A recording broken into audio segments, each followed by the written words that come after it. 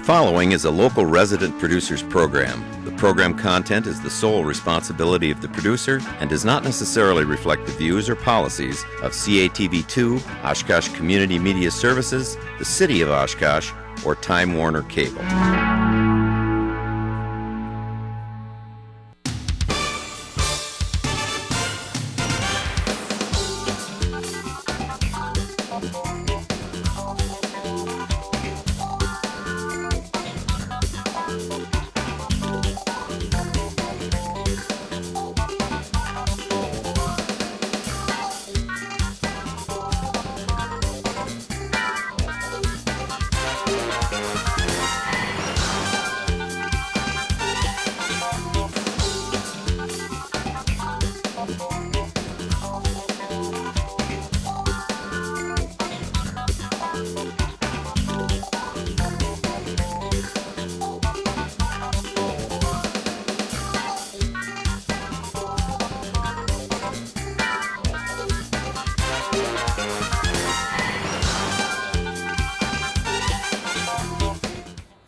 Hi everyone, Cheryl Hentz here for another edition of On Oshkosh. Have you ever, bought something and then you got it home and you said, no, this isn't exactly what I thought it was going to be, or maybe it was damaged, and you tried to return it and, I don't know, that process maybe didn't go quite as easy as you thought it should have? Or how about you wanted to do some remodeling in your home and just had a bad experience with a contractor, not really sure how to resolve that issue or what have you. Well, if you have, or if you've had any other kind of consumer issue, this show tonight is definitely for you, because we're going to be talking about all kinds of consumer issues and how you can better protect yourself against some of the problems that consumers typically run into. So with that, we're very pleased to be joined by Susan Bach. She is the Northeast Wisconsin Regional Director for the Better Business Bureau here in Wisconsin, and this is your first time being here. Yes, welcome. Thank you for I having appreciate me. your coming up. We've had Susan. We've had someone from the Better Business Bureau in Appleton on several times in the past, as you know. And what is Joellen doing right now? She's happily retired, and we're all jealous. She stops in the office from time to time. I know she's doing a lot of traveling. She looks very tan and well rested, and I think she's having the time of her life. I hope so. Good. Yeah, I hope so too. Yeah. Well, if you talk to her, tell her that I miss her. Okay. I miss her too. But I'm looking forward to establishing a nice working relationship with you, because we did try and have her on like twice a year. You know, there's always some things with consumer issues that are the same. Right. You know, no matter what the issue is, those things stay static. And then there's always some kind of new scam that keeps popping up and rearing their ugly heads. So it's always good to, try and get together twice a year.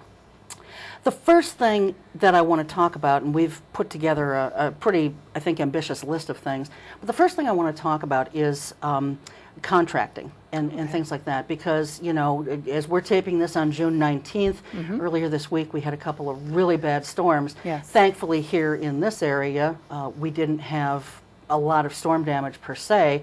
I did see some tree limbs down and what have you, but on the western, part of the state, we had some significant damage. And, our summer's just beginning. We're bound to have something like that, as we usually do. Right. And then after storms, you've got these storm chasers, and they're not the storm chasers you think of who are actually chasing the storms. Yes. They're chasing the damage after the storm has come through. Yep. And they're looking for work. They're chasing the money. Yes. Whenever in doubt, follow the money, right? Right. And it's not always a happy ending where you end up following it too.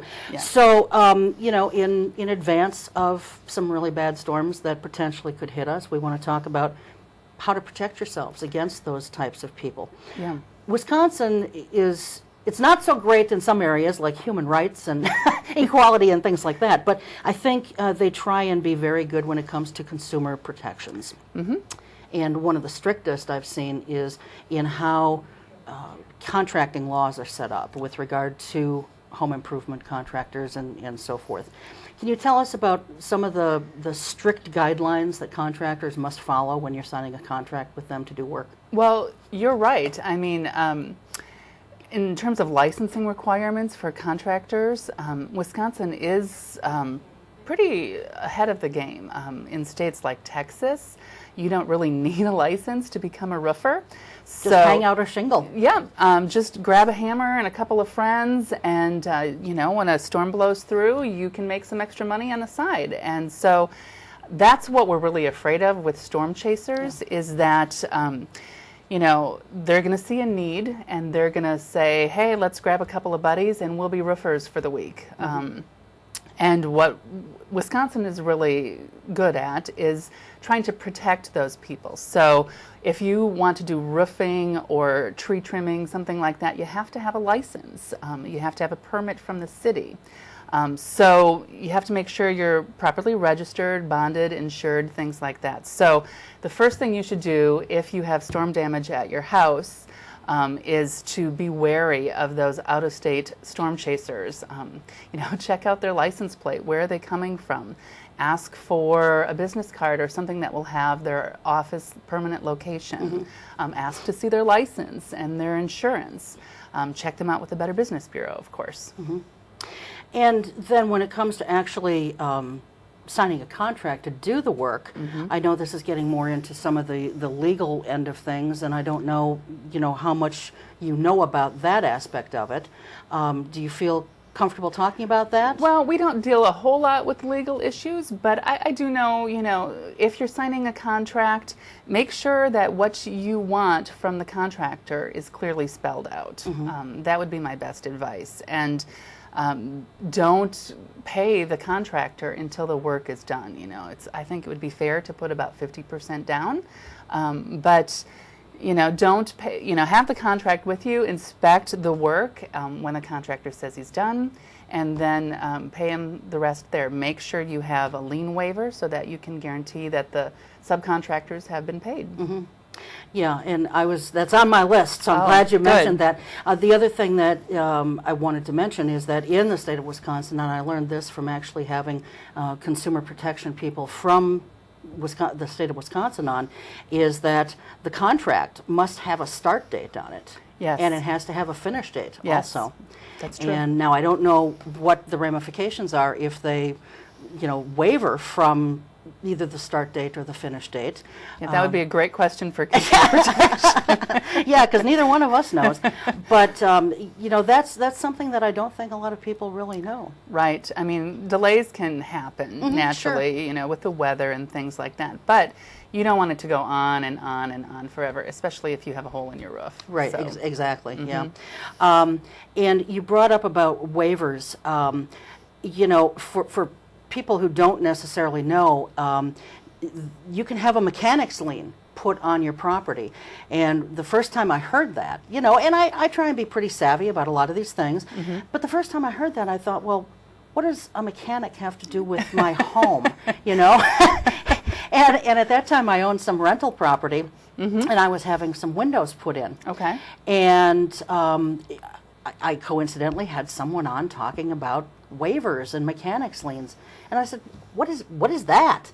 Well, what it is if, and you, Susan, sort of alluded to it, if your contractor goes to XYZ store, home improvement store, to buy nails and some lumber and what have you, it doesn't matter what they're buying. If they're buying it for your particular job and they don't pay the bill from that home improvement center when they are billed, that home improvement center can put a lien on your property, which I think is one of the weirdest things I've ever heard, because as a homeowner or the person contracting to have the work done, I would be paying my contractor for labor and materials.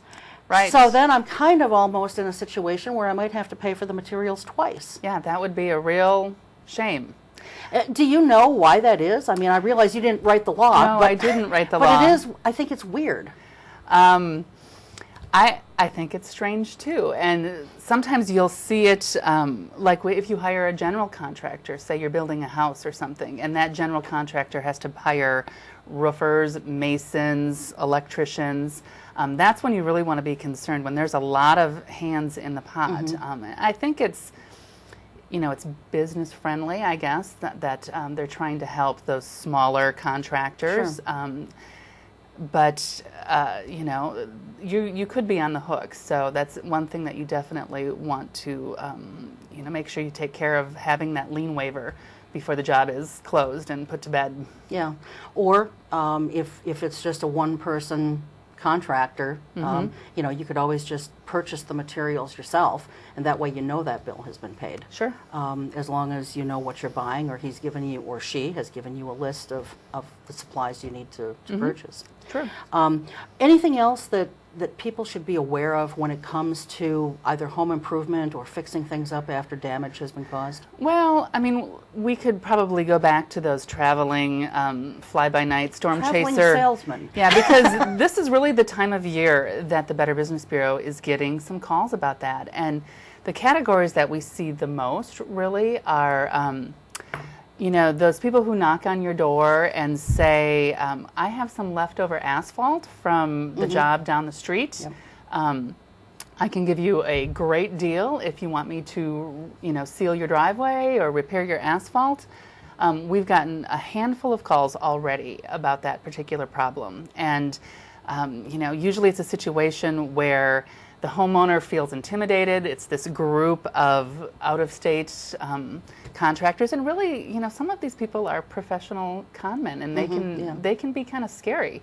But they put over a very thin layer of asphalt. They call it done. They don't prep the work at all. And, you know, shortly after the contractor is leaving down the street, you'll see signs that the job wasn't done very well at all. It'll be crumbling and cracking. So I just want to warn people, you know, beware of the sales pitch that starts with, I've got some leftover material, and, you know, this is your game. So you should never hire a contractor that way. It could be, you know, asphalt repair. It could be the door-to-door meat sellers. That I was going to say, the first time, Susan, something like that happened, you know, the dogs are going nuts, and it wasn't because they smelt meat.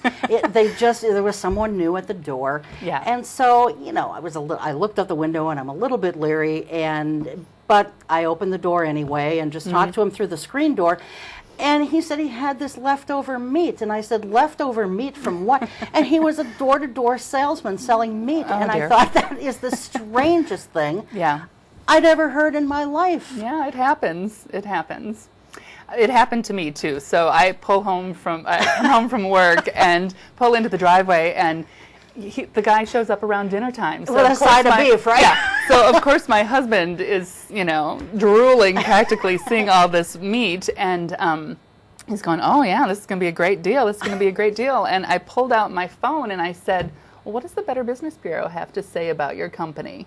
And, you know, I start punching in the company name, and he found an excuse to leave very early. He did not have a good rating with the Better Business Bureau, but I sure was happy that I had my smartphone and that I could tell my husband, no, you don't want to get involved with these people, because with meat sellers, the complaints that we hear are the meat was bad quality. Yeah. You know, maybe they stuck it in the freezer for a while, but when they did get around to eating it, it was not good. Sometimes you have like a 3-day right to cancel that order, but you can't get a hold of them. And so those are the kind of complaints that we hear about meat sellers. And then another door-to-door scammer that we hear about a lot in the summer are the magazine sellers. And typically it's a young college-age kind of student, and they're saying, you know, you can help pay for college, you can help me win some kind of contest, I'll, you know, win a scholarship. But the complaints that we hear after the fact are that the magazines never showed up, that they couldn't cancel.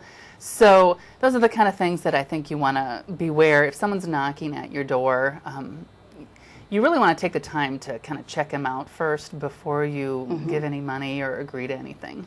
Well, and I want to go back for just a moment, Susan, to, you know, someone with leftover asphalt or concrete or whatever it may be. Right. I think, and I'm not 100% certain on this, but I think in a case like that, if you're going to be like redoing your whole driveway, I almost think that you need a permit, a builder's permit from the city.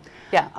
So or a work permit, rather, or whatever it's called, a building permit, I guess. I had it right the first time. Yeah, and that is relatively new to Wisconsin law, that they have to have a permit from the municipality that they're going door to door in. So ask for that, for sure. Well, but I was actually referring to a permit that you have to get from the city as the homeowner. Oh, that right, a building you permit. can, that you can have the work done. Yeah. Which again, when I had a rental property, I wanted to just redo the concrete driveway. And I didn't think right away that I needed to do anything because I'm not enlarging it, I'm not making it longer, I'm not changing the physical structure of it, I'm just pulling out the old stuff and laying new stuff. But no, indeed, I had to get a permit from the city, which was no big deal, but that was a surprise to me.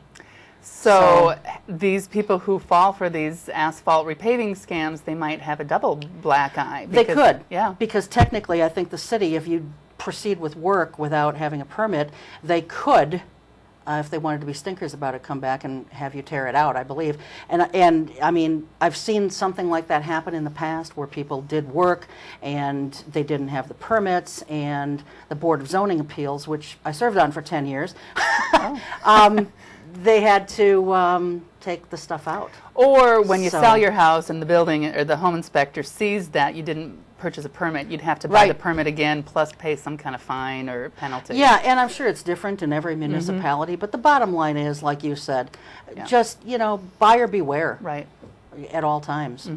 Well, I think we've beaten that one to death, but hopefully people will, as these storms come along, they will heed this advice, because otherwise they could very well get taken. Other types of things that we want to talk about here.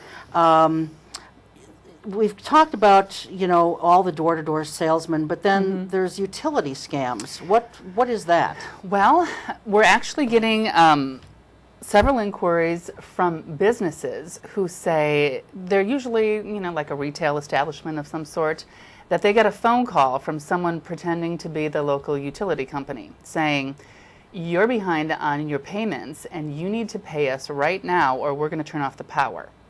And so, sometimes they're not talking to the owner, they're talking to the employee. The employee will hand over cash, or they'll, usually what they're instructed to do is either wire money or go and purchase a prepaid debit card. Have you heard of that scam? Well, I've heard of getting prepaid debit cards, but not for utilities. Yes. So the scam is that this person on the end of the phone is threatening to turn off the power, and because it's a retail or a business of some sort, they can't afford to do that, so they panic and they pay them right away. And it's happened a handful of times already.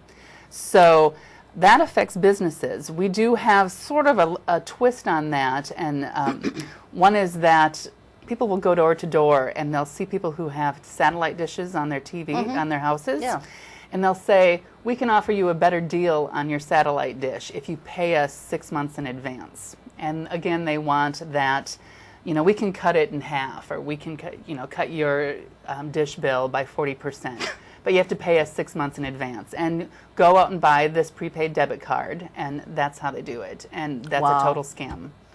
See, I really thought, Susan, that we had evolved a little bit more than this, because I can't believe that anyone, unless it's an elderly person who's maybe suffering from dementia or Alzheimer's or something like that, would fall for something like this. I mean, who wouldn't think? Certainly, if somebody called you or I and said, "Hey, you're behind in your your Wisconsin Public Service bill or We Energies for you folks living in Appleton," the first thing I would be doing is going online, checking my account, thinking, well, if that was the case, then why didn't I get a past due notice? But I guess people just don't think about that. Well, I'm always surprised because every day we still get calls from people who think they've won a foreign lottery or they've won I'm not kidding. So we have that conversation every day, and you think that these scams go away, but they don't. They don't. And some people, I guess they're just a little vulnerable about it. They haven't seen the newspaper stories or the TV stories about how this is a scam. Yeah. But if it didn't work for the scammer, they wouldn't keep doing it. Yeah, and sometimes, even though they work really well, they get more greedy. So they add a little twist to it. Exactly. To reel you in for some more money. Exactly. Wow, that's a good one. I hadn't heard of the utility scam. Yeah.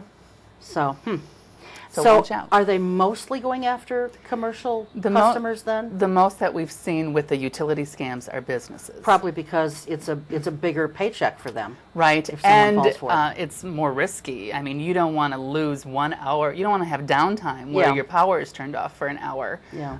So they feel a little bit more threatened than maybe a homeowner who could take the time to research that. Still, if you're in business, you should hopefully be a little savvy enough to call the utility company or something. Sometimes they're not talking to the owner. They might be talking to an employee or something. So that's where they get you. Oh, boy. Okay. Well, I just want to throw in a little side note. You know, we were talking about mechanics liens before. When you talk about utilities, this is something that some landlords may or may not be aware of, and I just want to throw that out there as consumers. If you've got tenants who don't pay their bills, you can have that added on your property tax bill. Oh, dear. And if you still don't pay it, they can eventually put a lien on your property. And I always thought that was very unfair too. Of course, I figured, okay, I'm not going to have my property being held hostage by a tenant who doesn't pay their bill. Yeah. So I just put the utilities in my name and I built it into the rent, and that took care of that. But I don't know how they can get away with that either. I mean, why should anyone be responsible for somebody else's debts when they're just kind of deadbeats or they're having money problems? And you know, why should the rest of us pick up that tab? Maybe it was the utility company who had the lobbyists that well, maybe so, but I would think that taxpayers should get their own lobbyist organization then. I don't know. I touched briefly on elderly people, and, you know, there are always scams that people use to go after the elderly. Yes. So why don't we touch on a few of those, because I think we can never talk about that enough. Yeah, and these are really kind of heartbreaking. We hear about them all the time, and you know, regularly I speak to senior groups, and people will always raise their hand that happened to my friend, my neighbor, you know, my sister. So I think it's only a matter of time where everybody is going to get this phone call, and it's what we call the grandparent scam. And it targets people. It starts like this. The phone rings, and the person answers the phone, and the other end of the line says, "Grandma, is that you?" "Yes, it's me, your favorite grandson." "Johnny, is that you?" Yeah, it's me, Johnny." So Grandma is kind of filling in the blanks for the scammer. And the story goes on that Johnny's been in a terrible accident. He's out of the country, and he can't get out of jail until he pays his bill or his bail, or he pays the bill for you know, the people he hurt in the car accident. So, Grandma, could you please wire some money immediately, and don't tell anybody. Don't tell my parents. They're going to kill me. And you know, as a grandparent, you're thinking, oh my God, my grandchild is in a foreign country. He's in jail. What are they going to be doing to him in jail? And they wire it without questioning it. And it's just heartbreaking. I mean, I've heard stories about people who lost $2,500, or, you know, maybe it was a grandchild that they don't talk to very often, and they don't want to disappoint him when they come to him for help.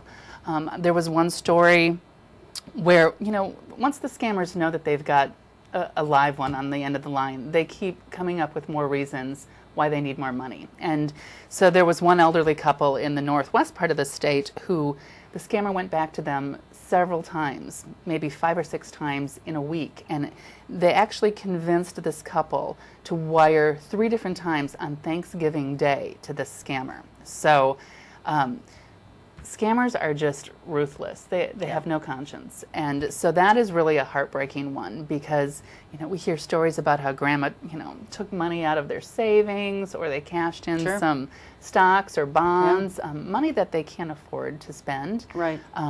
So then they'll call, you know, mom or dad, and they'll say, no, you know, Johnny wasn't out of the country. He wasn't on a fishing trip or spring break. That's a lot of times when these scams occur, is around the spring break time or summertime, where it just seems plausible that the grandchild will be on a vacation. So very, very scary. And if that ever happens to you, you know, I know it's hard to hang up if you think your grandson or a member of your family is in trouble, but ask a few questions, you know, that only your grandchild would know. What's your middle name? Or, you know, what's your sister's middle name? What street do I live on? What street do you live on? Maybe that will help. Sometimes we suspect that these scammers are finding this information about family members and things like that through social media. So you also have to be very careful about what you put on social media. Well, that's true. And there's also things out there, and I'm sure that they're getting this information out of the phone book, but once it's out there, even if you have an unpublished number, it's still out there and it just keeps circulating. Yes. You know, whitepages.com is one. A friend of mine told me about something called Spokio, I'm not sure how to pronounce it. But, you know, I mean, yes, you can request that your name and phone number be removed from there, but a new one keeps popping up. Yeah. I mean, you really, and like I said, I didn't even know about this other one. And so you can't keep on top of all of this. Or, you know, maybe they don't even know your name. They're just dialing the number randomly. And who's going to be home in the middle of the day? But probably a senior citizen. So it's a good, safe bet for them. Yeah. Sad. What if they're not thinking that quickly on their feet to say, well, you know, what street do I live on, or what's your middle name, or, you know, what's your date of birth, or whatever? Could they just say, you know, I'm going to have to call you back. What number can I call you back at? That'd be great. Okay. If you can talk the scammer into doing that, you know. And what I'm saying is they wouldn't. Oh, they wouldn't. So then you're not out the money. Right. You know? Right. Right. Well, they'll say, you know, I'll try and call you back or something. Here's another thing that they say. You know, Grandma will say, Johnny, that doesn't sound like you at all. I broke my nose in the car accident, and that's why I don't sound like myself. Or they'll be fake crying so that it's hard to really tell, you know, if it's Johnny or not. Yeah. So, yeah, they're very clever. They're professional scam artists, and for whatever objection you have, they have a way to overcome it. So you just have to be very careful. And in these cases, Susan, are you actually wiring money to an overseas place somewhere, or are they just saying that they're overseas and you're really wiring it to, I don't know, somewhere in Texas? In most cases that we see that they're usually overseas. But, you know, so you don't have any kind of repercussion then either. You never do. I mean, once you wire money, it's gone. It's gone. Yeah. So I never received a phone call like that, but I did get an email like that probably about 5 or 6, maybe 7 years ago from a friend. Okay. My friend didn't indeed send it, but somehow they got a hold of my friend's contact list, and all of a sudden I'm getting an email, and I almost fell for it. But then I thought, wait a minute. This person would not come to me for money. I mean, if they do, then they're really super, super desperate. But we weren't that close of friends anyway, you know? So I thought, nah, this is a scam of some sort. That and I just scam was it. very prevalent, like when something big is happening overseas, like the Olympics in London, or maybe the World Cup now in Brazil. Hey, I you know, managed to catch a last-minute plane to London. Okay, so now they're saying, you know, why didn't I know that my friend was out of the country? Oh, it was a last-minute deal. My passport was stolen. I need to pay my hotel bill. My wallet was stolen. Can you wire me some money? So usually those kind of scams occur when there's something big happening overseas, and it would be plausible. And how they sound realistic. Yeah. You know, I mean, it sounds like a perfect scenario that really could happen. And usually what we find is that your friend's email has been hacked into. And so the scammer is sending emails to all the same email to all of their contacts. So yeah, so just delete it and forget it. And tell your friend to change your password. Yeah, that's a good thought. Well, I've been getting a lot of, we had to have a tree taken down in our yard about a year or so ago. And we had exchanged emails with the contractor on a few occasions. All of a sudden now I'm getting probably one every couple of weeks email that doesn't have anything in the subject line, and I know that it's some kind of a worm or virus that has infected his email and is going out to his, you know, his various contacts. But you know, that I see going around a lot with people. So weird stuff, and it almost makes you wonder. You know, maybe I want to go back to before the age of computers in some ways, you know. And when you see something weird like that, where you know there's some kind of worm that's just spamming you, whatever you do, don't click on any of the links inside that email because you're going to download that same virus to your computer. Okay.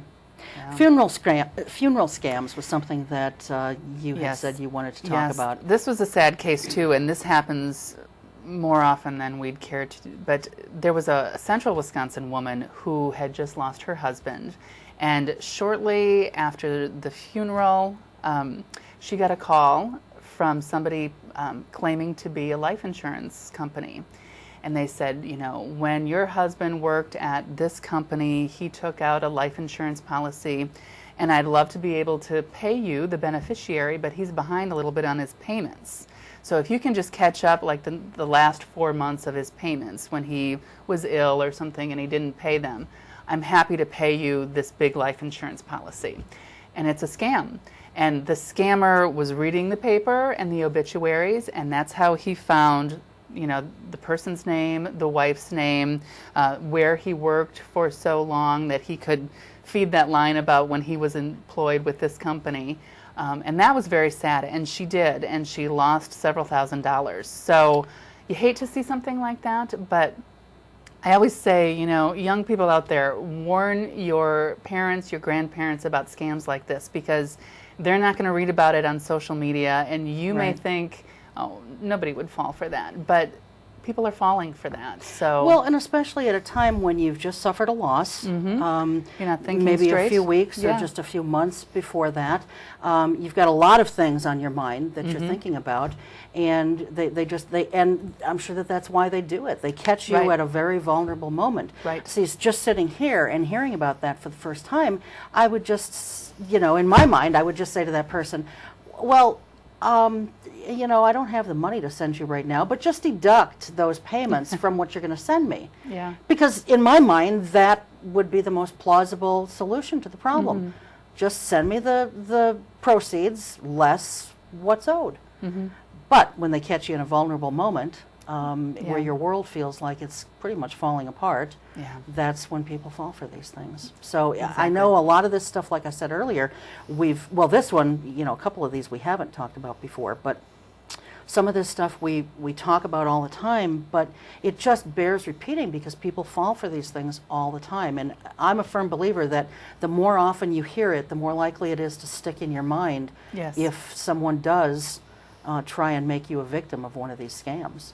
So investments are another thing that target I think, seniors. You know, there was a study, and they studied who do you think is the most likely person to be a victim of an investment scam. And I was really surprised by the answer, and maybe you would be too, but it's a white, educated male over the age of 50. And I was surprised by that. And that's because that's the demographic who is most likely to feel like they're behind in their retirement fund. And so they're willing to take more risks. They want a bigger payoff. And then they start falling for the people who promise, you know, guaranteed returns. Ponzi schemers are still alive and well. In Wisconsin, there's been some. It's not just Bernie Madoff. There was a woman who was arrested recently in Green Bay for pretending to be an agent with an investment firm, and she took a lot of money from some seniors. So, you know, be careful. If somebody says, we can guarantee a 30% return, well, it's a stock. Nobody can guarantee any kind of return. There is risk. You know, ask a little more questions. They have to be registered and licensed and things like that. So please do your research. But we find that seniors are often targeted in investment scams like that. Well, and seniors are also the ones who are quite often targeted for, you know, winning these magazine sweepstakes and what have you. I'm sure you've got a lot of stories that you could share about that too. Oh, we do. There was just one this week. It wasn't a senior, but, you know, they dangle these carrots in front of people. You won a whole bunch of money, plus you won a Mercedes, but you need to pay the taxes and the fees and then the insurance before we can release your winnings. Well, first of all, she didn't enter a contest, so it would be pretty difficult to win a contest that you didn't enter. And you should never have to pay money to collect a prize. Like you said, just deduct that insurance fee from the money that you're going to pay me.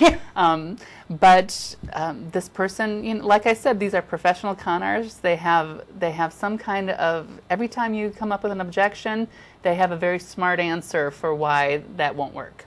So we still get people who think that they've won sweepstakes and lotteries, and it's pretty sad because this particular person took out a payday loan to pay the taxes and fees. So now I'm really afraid for her because she's going to be paying. She obviously didn't have the money to lose, and now she's got entangled with this payday loan company. So it's very sad, very, very sad. I don't like anybody taking advantage of anyone. Yeah. But when they prey on, elderly, right? People who prey on children, elderly, and animals are the ones that just because they cannot defend themselves. Yeah. And it's just this very kind of thing, and they're making money hand over fist. Otherwise, like you said, they would not keep doing it. Yeah, and you really need to keep an eye on, your elderly neighbors or your grandparents. Just keep tabs on them. Check in, a couple of times a week. Are they getting some strange things in the mail? Are they taking strange phone calls? Just kind of keep an eye out on them. It's almost, it's so scary the way you can be taken advantage of in almost anything that you do if you're not always on top of things. Right. And it's almost to the point where you don't even want to answer your phone unless you actually know who the person is. Yeah. And the one thing that I've noticed is, because we're on the do not call list for our home phone. Yeah. And even though I know that they're not that the phone companies who handle cell phones aren't supposed to be selling your cell numbers, whether they are or whether they aren't, I went ahead and put our cell numbers on the do not call list too, both for the federal and for the state. And I do that once a year, even though some of these say it's good forever. But I just automatically do it once a year for all the phones. But it's just when someone used to call before, it would come up as private or blocked or unknown. And now what I'm finding is some of these people, I don't know how they're doing it, Susan, but it's a weird number actually shows up on your caller ID now. Yeah. And I don't know if they're trying to obviously trick people into answering the phone or whatever. Yes. And it's a very strange number. They're all kind of jumbled together. It doesn't even look like a real phone number. It's weird. There's, new technology. It's called spoofing. And you can basically input, if you have a spoofing device or spoofing software, you can you can trick anybody's caller ID to display any number you want. So if I'm a scammer and I want to call you, and I can have your caller ID display your local bank or the IRS or a local phone number, any number. I mean, you may not recognize the number, but if you see that it's local, you're maybe more apt to pick it up. And we just have, right now, we've taken several calls at the Better Business Bureau. People are using spoofing technology to have those robocalls, another bane on our society. People are more likely to pick it up because they see that it's a 920 area code, but it's not. It's coming from overseas. And they're trying to get them to lower their interest rate or give me your credit card number. It's probably really a ploy to get their credit card numbers. But yeah, I don't think you can really trust your caller ID. I mean, I really wouldn't. I would screen my phone calls, and if you have an answering service, have them leave a message. If it's a legitimate person, they'll leave a message. Well, that's probably not bad advice. So what you're saying is if someone's using this spoofing software or this spoofing device, yes, they can not only make a name of a business show up on your caller ID, but can they make that business's actual phone number show up there too? Yes. Huh. Yeah. Well, that's given me some food for thought. Because what happened this week is that these robocalls were calling like Northeast Wisconsin residents, and it was a local number, and it was a robocall, and it would happen multiple times during a day, and a couple people just got fed up, and they ended up calling the number back, and this resident homeowner answered the phone, and so the conversation went, "Why are you calling me?" "I'm not calling you." "Well, somebody's using your phone number to robo-dial people." They had no idea. Yeah. Well, So- see, now that I would probably fall for Yeah. if something like that happened. Although, like, for example, if it came up as my credit union, I would probably pick that up. I would probably pick that call up. Although I've got a pretty good relationship with the people over there, and so I know a lot of them. And if I didn't recognize their voice or their name, I probably would be a little reluctant. But, you know, there's always a possibility it could be a new employee. You know? I think it's really a good It's idea. weird. Yeah, it's a good idea not to ever give out any kind of personal information. Yeah. Even if your caller ID says it's your bank calling or the IRS, Yeah. never give out any personal information unless you initiate the call.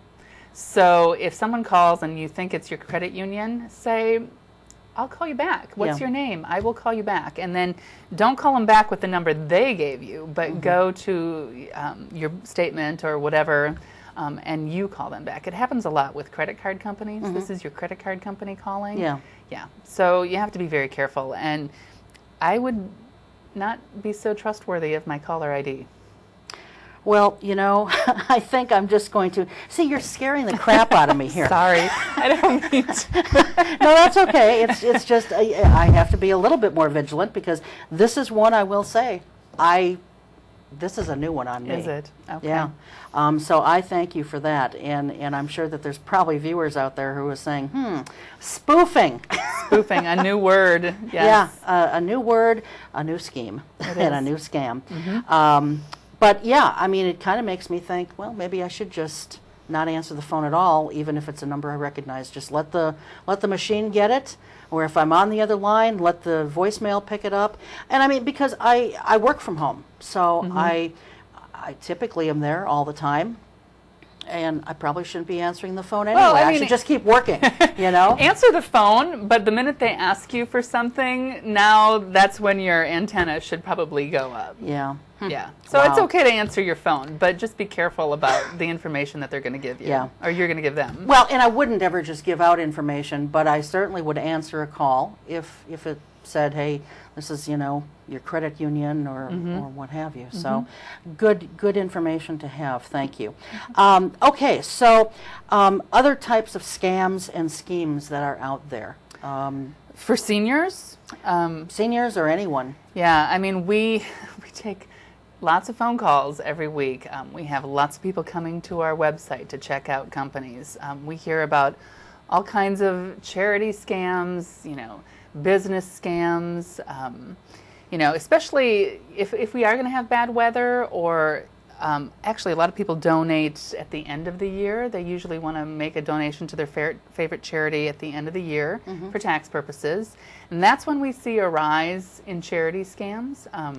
And a lot of people don't know, but the Better Business Bureau reviews charities, much like they review businesses, with different standards. But you know, if you get a call, Police and Firefighters Association is a very good example.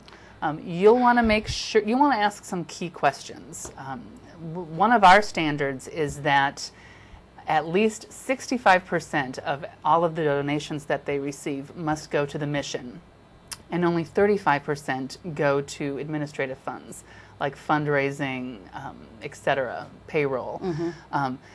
A lot of times what you'll see are the Police and Firefighter Associations, professional fundraisers are calling you. And yes, some of your money will go to the local Police and Firefighter Association, but probably very little. Professional fundraisers usually keep about 90% of what they get in, so only 10% is actually going to go to your local Police and Firefighter Association. Well, you know, I do get those calls a lot, and it always kind of just intrigues me because they always make a reference to my past gift. Well, I haven't made any gifts in the past, you know, and so I just right away think, well, what in the world are these people talking about? But then I have to sit and think just a little bit harder because my partner is in law enforcement, you know, she's a cop. And so I think, okay, now wait a minute, did we give something? But then, no, we did not. But, you know, it's one of those things. And quite honestly, I have to admit, I don't even know what the Police and Firefighters Association does. What do they do? Because they're not the unions for these people. That's a really good question. I don't know, you know, what's happening with the money. But I think that you know, since you gave last year, that's a very clever marketing tool. Yeah. Oh, I gave last year? Oh. Well, it made me think. Yeah, I must have really liked you back then, so okay, sign me up. I mean, it's just, they can say whatever they want, you know, and it's just a very clever marketing ploy to kind of, you know, establish a connection with you, and you just can't believe it. Yeah, well, like I said, it made me stop and think just for a moment. But yeah, I think one time I did ask what they did or what they were doing with the money or something, and they gave me some cock and bull story about it going to help one of the men's little boys who had some kind of an illness or something like that. And but by and large, I don't know what it is they do, or even if they're a legitimate organization. I would think maybe not. I don't know. But I think the best way, if you really want to help your local police and firefighters, is to just, you know, give the donation directly, skip the middleman. Yeah. You said that you guys rate, you know, charities and things like that. Yes. How can I know that when Joellen was here, either the last time or the time before that, she brought an actual booklet. That had these things rated in it. How can people go about getting that, or is it on your website? They're called the Wise Giving Guide, and it's a printed edition of the charity reports that we have. And we'll tell you, we have 20 different accountability standards for charities. So we'll tell you, yes, they meet those standards, or no, they don't, and here's where they're lacking. But you can also find the same information online. So if you just go to our website, bbb.org, there's a search bar right on the top. So click the button that says you're searching for a charity, and then just start typing away. Okay. And I think, yep, we've got it up on the screen right now. We've been putting your website address up throughout the hour so far. Good. And we will continue doing so. Other types of scams, God, there are so many. We could spend the whole hour just on scams and still not touch them all. Healthcare scams. What are these all about? Well, with the Affordable Health Care Act, we saw a rise in scams because now the scammers had a different hook. And the hook was, you have to take out this kind of health insurance or this policy, or you're going to be arrested because the Affordable Health Care Act is the law. You have to have insurance or you're going to face penalty. That was their scam. So you're going to be arrested. I like that one. So that was the scam. Or we also see, you know, around the Medicare re-enrollment period, which is usually at the end of the year, the fourth quarter. You know, this is your Medicare company calling. Give me your Medicare number. Give me your account number, your Social Security number. I have a better deal on a Medicare policy for you. So those are the kind of healthcare scams that we see. And they're usually targeting seniors when it comes to Medicare, of course. But with the affordable healthcare scams, you know, younger people, too, were getting taken as well. Okay. Scholarship offers or scams. Yes. You know, a lot of kids they're just getting out of school and getting ready to go on to college in many cases. What are some of the scams out there for them? Well, Oshkosh has, you know, a big student population, of course, so we want to protect those people. And some of the scams that we see affecting students are offers for scholarships, but those are usually, you know, give me your personal identification, so it could be really an identity theft scam, or pay me and I will find a scholarship for you, which never pay for something that you can do yourself for free. There are tons of resources online that are free that you don't have to pay for a scholarship. We see a lot of bogus job offers that are for students, roommate offers, and usually those scams start on Craigslist. And we call them the classic overpayment scam. So let's say you need a roommate. You'll see an ad on somewhere, maybe it's posted around campus, maybe it's on Craigslist, but this person is very interested in being your roommate, or that you be his roommate, because you're the one looking for a place. But they want a deposit. They are, for some reason, out of the country, you know, maybe they're a foreign exchange student. they'll pay you money for the rent and the deposit and things like that, but they want you to deposit this check and then buy supplies or buy something for the apartment. And what we find out is that the check is counterfeit, and that if you deposit the money and then withdraw something against the deposit, when the bank finds out that it's counterfeit, you're going to owe the bank for the entire amount of that check. So we see a lot of those. We've seen the same kind of things with employment offers. There was one student who she thought she was applying for a job as a nanny, and the couple had a disabled child, and they were from out of the country. She applied for this job. They said, yes, here's your first paycheck. Here's an advance of your first paycheck. But we need some supplies for a disabled child. So can you take this check, deposit it into your account, and then start, sending money to these places for supplies? Well, those were really co-conspirators. And when she deposited the check, started withdrawing money against it, the bank found out that it was counterfeit. She owed the bank money. So Craigslist, overpayment scams, those are all kinds of things that we see for students. We also see a lot of students affected by disreputable locksmiths. Students tend to lock themselves out of their apartments or their cars regularly. Yes. And we find that, locksmiths, that kind of industry, they tend to take over the yellow pages, and they'll buy 10 different ads under different company names, hoping that you'll see one of those. So it could be A1 Oshkosh Locksmith or Best Oshkosh Locksmith or something like that. They'll change names. They all feed back to the same call center. And you think that, you're going to have a locksmith there in 20 minutes, and it's going to cost you $50. Not true. It's going to, they're going to send a locksmith. Locksmiths aren't licensed in Wisconsin, so anybody can really call themselves a locksmith. Yeah. You'll wait longer, you'll pay more than you think you are, and you're kind of stuck.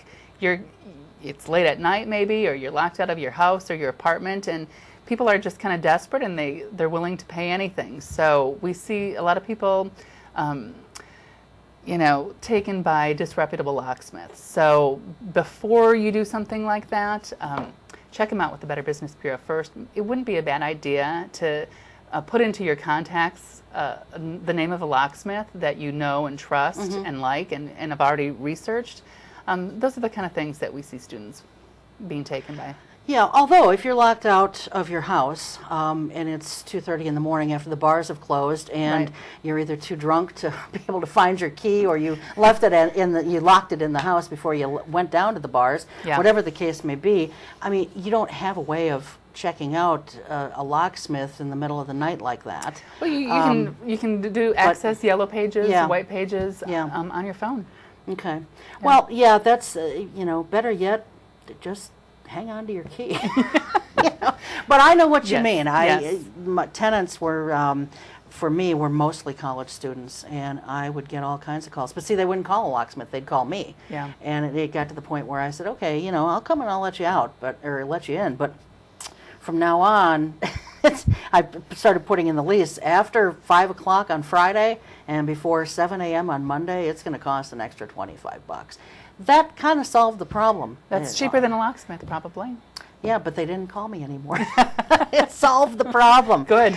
We are down to about 4 minutes here. Okay. And, I know that there's a lot of stuff here that we still haven't touched on. But of the list, do you think there's anything there that you really want to mention for sure? 4 minutes is not a lot of time. I know everybody is concerned about data breaches. They've been in the news, whether you've shopped at Target or Michael's or P.F. Chang's.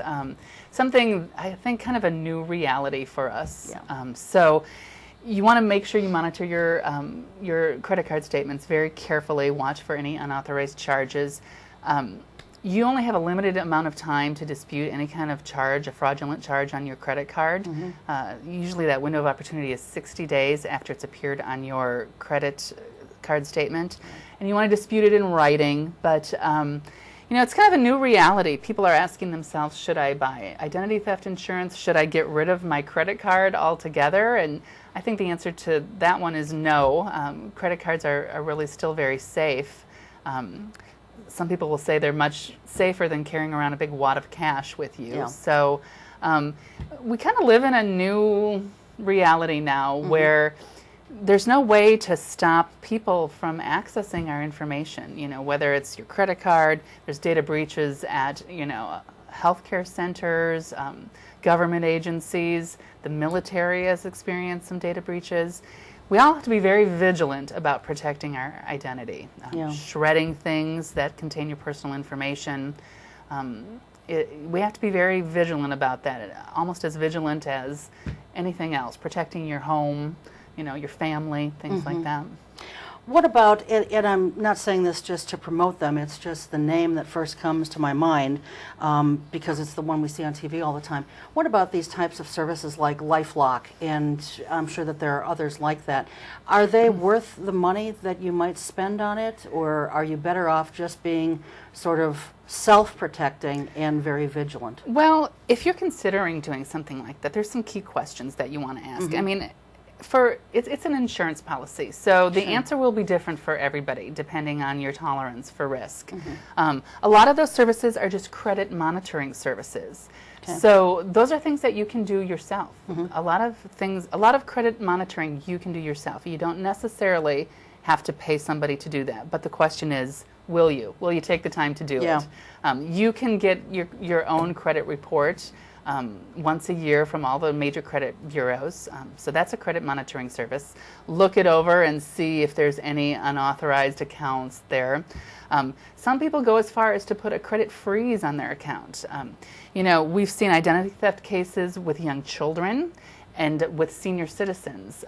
Young children are very vulnerable, targeted by identity thieves because they have a clean credit history.